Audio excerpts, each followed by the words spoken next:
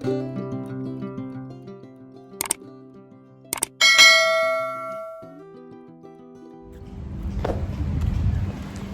மக்களே, இன்னைக்கு நம்ம எங்கே வந்திருக்கோம்னா, வெல்கம் டு நியூ வீடியோ. சொல்லுங்க முதல்ல. ஸோ இன்னைக்கு நம்ம எங்கே வந்திருக்கோம்னா, இன்னைக்கு நம்ம பீச்சுக்கு தான் வந்திருக்கோம். ஸோ ஆக்சுவலாக ஈவினிங் நல்ல ஒரு ப்ளசண்ட்டான ஒரு டே தான், நல்ல சன்னி டேயும் கூட. 6 மணி ஆயிடுச்சு, பட் ஆனால் சன் இப்பயும் நல்லா சூப்பராக இருக்குது. தெரியுதா? நல்லா சுளீர்னு அடிக்குது. நல்ல சூப்பராக ப்ளசண்ட்டான டே. இங்கே பார்த்தீங்கன்னா டாக்ஸ்லாம் கொண்டு வராங்க. வா, இன்னைக்கு ஃபுல்லாக எனக்கு ஒர்க்கு முடிச்சுட்டு ஈவினிங்காக வரோம். டயர்டு தான், பட் ஆனால் இங்கே வந்து பீச்சோட சவுண்டு கேட்ட உடனே மைண்டு பயங்கர ரிஃப்ரெஷிங்காக, நல்ல ஹாப்பியாக சூப்பராக இருக்குது. இங்கே பார்த்தீங்களா, இதுதான் நம்ம சிங்கப்பூர் பீச். பீச்சில் வித்தியாசமாக ஷூலாம் போட்டு வராங்க. நான் சேஃபாக செருப்பு போட்டு வந்துட்டேன். ஸோ இங்கே குட்டி பசங்களாம் நிறைய பேர் விளையாடுறதுலாம் பார்க்கலாம். நல்லா அழகாக க்யூட்டாக இருக்குது. வெளிநாட்டுக்கு போகிற கண்டெய்னர்ஸ்லாம் இங்கே வந்துட்டு ஹால்ட் ஆகும். இங்கேருந்து டிரான்ஸ்போர்ட் மாதிரி இங்கே ஹால்ட் ஆகிட்டு அதுக்குன்னு தனியாக வாடகை இருக்கும். ஸோ தண்ணியிலேருந்து அடிச்சு வர பொருட்கள் மாதிரி தான் இருக்குது. தவிர மற்றது எல்லாமே கொஞ்சம் க்ளீனாக எடுத்து வைக்கும். அதெல்லாம் அழகாக வந்துட்டு எடுத்து வச்சுருவாங்க. இங்கே பார்த்தீங்கன்னா அங்கே ஃபுல்லாக கவர்ஸ் எல்லா இடத்துலையுமே ப்ராப்பராக டை பண்ணி வச்சுருவாங்க. இதெல்லாம் பார்த்தீங்கன்னா சீவீடு, நேச்சுரல் சீவீடு.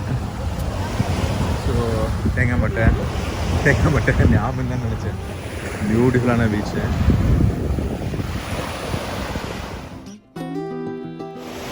வீக் டேன்றதுனால பெருசாக க்ரௌடு இல்லை, ஓரளவுக்கு நல்ல பீஸ்ஃபுல்லாக தான் இருக்குது. இல்லைனாலுமே பெருசாக க்ரௌட்லாம் இருக்குமான்னு கேட்டிங்கன்னா கிடையாது. ஏன்னா எதனால் அது வந்துட்டு ஏதாவது நம்ம பப்ளிக் ஹாலிடேஸ் மாதிரி டேஸ் வந்தோன்னா தான் எல்லா ஃபேமிலியாக வந்துட்டு இங்கேயே டென்ட் போட்டு குக்கிங், அவங்களோட ஓன் திங்ஸ்லாம் பிக்னிக் மாதிரி வந்துட்டு ஒரு எல்லாருமே ஒரு பெட்ஷீட் எடுத்துகிட்டு வந்துடுவாங்க.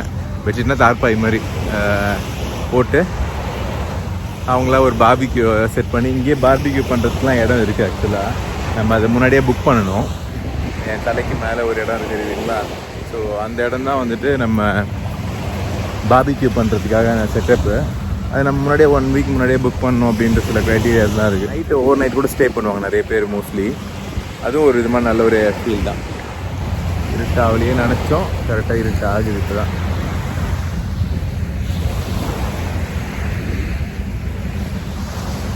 பீச்சை பார்த்தோன்னே ஒருத்தங்க ஃப்ரோசன் ஆகி நிற்கிறாங்க. இப்போ பார்த்தீங்கன்னா ஒரு group of 4 members beach volleyball விளையாடிட்டு இருந்தாங்க. நல்லா என்டர்டெய்னிங்காக இருந்தது. எங்களையும் சேர்த்துப்பீங்களா அப்படின்னு கேட்கலான்னு தோன்ற மாதிரி தான் இருந்தது. அது மட்டும் இல்லாமல் கயாக்கிங்கும் சில குரூப்ஸ் பண்ணிட்டு இருந்தாங்க. குரூப் ஆஃப் ஆக்டிவிட்டீஸ் பண்ணுறதுக்கு நிறைய இங்கே ஆக்டிவிட்டீஸ் நிறைய இருக்குங்க. நம்மளையும் இன்டெல்ஜ் பண்ணுற மாதிரி நிறைய ஆக்டிவிட்டீஸ் இருக்கும். லைக் நம்ம ஒரு குரூப்பாக வந்ததுன்னா நம்மளுக்கு கண்டிப்பாக ஒரு ஃபன் ஃபில் டேயாக தான் இருக்கும். பட் நாங்கள் 2 பேர் தான் இருக்கிறதுனால சரி ஓகே நாங்கள் திருப்பியும் போய் வாட்டர்லேயே டைம் ஸ்பெண்ட் பண்ணலாம்னு சொல்லிட்டு பீச்சுக்கே போயிட்டோம். நல்ல ஒரு வெல் ஸ்பெண்ட் டே தான் எங்களுக்குமே. நல்ல சூப்பராக இருந்தது. கடல் மாதிரி ஒரு பியூட்டிஃபுல்லான ஒரு திங் இந்த உலகத்திலே இல்லைன்னு தான் சொல்லணும்ல. ஏன்னா அது அலைகள் கொண்டு வந்து சேர்க்கும் போதும் நம்மளுக்கு ஏதோ ஒரு மெசேஜ் சொல்கிற மாதிரியே இருக்கும். டயர்லெஸ்லி திருப்பி வந்துட்டு அதை அடிச்சுட்டே இருக்கிறது பார்க்கும்போது ரொம்ப பியூட்டிஃபுல்லான ஒரு ஃபீலிங் தாங்க. சும்மா நம்மளுக்கு மன அமைதி வேணும்னாவே நம்ம வந்து கடலில் போய் சும்மா ஒரு வாக் போகலாம். இல்லைன்னா அங்கே போய் உட்காந்துட்டு அந்த அலைகள் பார்த்துட்டு இருந்தாவே அந்த அளவுக்கு ஒரு பீஸ் ஆஃப் மைண்ட் கிடைக்கும். எனக்கு பர்சனலாக ரொம்ப பீஸ் ஆஃப் மைண்ட் கிடைக்கிற ஒரு இடம்னு கேட்டிங்கன்னா நான் பர்சனலாக ஃபர்ஸ்ட் ப்ரிஃபர் பண்ணுற இடம் பீச் தான். நம்ம எல்லாருமே ரெகுலராக வந்து கடலுக்கு போனால் வந்துட்டு நம்ம பண்ணக்கூடிய ஒரு விஷயம் இந்த பேர் எழுதி அதை வந்து அலையை வந்து அடிச்சுட்டு போகாமல் ப்ரிவென்ட் பண்ணுறது ஒரு சம்பிரதாயமாக தான் பண்ணுறது. அது நாங்களும் பண்ணலாம். எப்படி அதை சரி ஓகே பண்ணிவிட்டு வீடியோவாக எடுத்து வச்சிடலாம் அப்படின்ற மூமெண்ட் தான் இது. நல்லா இருந்தது. இயற்கையை நாங்கள் ரசித்ததோட எங்களை விட ஒரு படி மேலே போய் ஒருத்தர் கடலுக்குள்ளேயே இறங்கி சூப்பராக ரசித்து என்ஜாய் பண்ணிட்டு இருந்தார். കടൽ കര ആകാശം എത്ര തവണ കണ്ടാലും നമുക്ക് ഒരിക്കലും മടുക്കാത്തൊരു അത്ഭുതമല്ലേ അല്ലേ? ശരിക്കും പറഞ്ഞാൽ ലൈഫിൽ ഒവ്വൊരു മൊമെൻറ്റും ഭയങ്കര ഇമ്പോർട്ടൻ്റാണ്. അത് നമുക്ക് പുറത്തിറങ്ങിയാലേ അതിന് നേച്ചറിനോട് ആ ഭംഗിനെ കണ്ട് ആസ്വദിക്കാൻ പറ്റും. ശരിക്കും നമ്മൾ കുറേ ആൾക്കാർ വീട്ടിൽ തന്നെ ഇരുന്നിട്ട് അകത്തിരുന്നിട്ട് പുറത്തുള്ള ബ്യൂട്ടീനെ നമുക്ക് കാണാതെ ശരിക്കും ലൈഫ് വേസ്റ്റ് ആക്കുന്നതാണ് എനിക്ക് തോന്നുന്നുണ്ട്. ഓരോരോ മൊമെൻറ്റും നമുക്ക് പുറത്തിറങ്ങി നടക്കുമ്പോൾ ഒவ்வொரு ദിവസവും ഒരു പുതിയ ദിവസമാണ്. ലൈഫ് ഇസ് ബ്യൂട്ടിഫുൾ അല്ലേ? നമുക്ക് പുറത്ത് കിട്ടുന്ന സന്തോഷം ഒരിക്കലും നമുക്ക് അകത്തിരുന്നാൽ കിട്ടാറില്ല.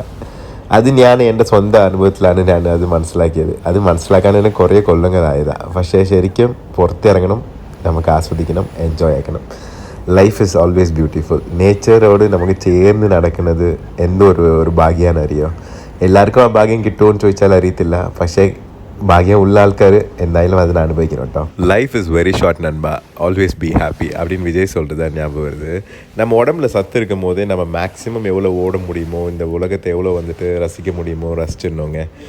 ஏன் சொல்கிறேன்னா, we all find reasons like either I had a very long day at work, இல்லைனா I don't have enough money to go and enjoy and explore the outer world அப்படின்ற மாதிரிலாம் சொல்லுவோம். But it's all end of the day, it's all just a reason. It's lame excuse தான் நான் சொல்லுவேன். ஏன்னா nature is for free of cost and it's for everyone. Today I had a long day. I decided to step out. The moment I came out, when I reached beach, I felt like, complete bliss. அப்படியே அந்த அலைகளோட சத்தமும் அந்த காற்றும், it gave me a very good feel, like எல்லாருமே வெளியே வரணும், எல்லாருமே enjoy பண்ணணும். Don't just be at home and waste your life. எல்லா செகண்டும் என்ஜாய் பண்ணுங்கள். cherish every moment. Alright, have a good day.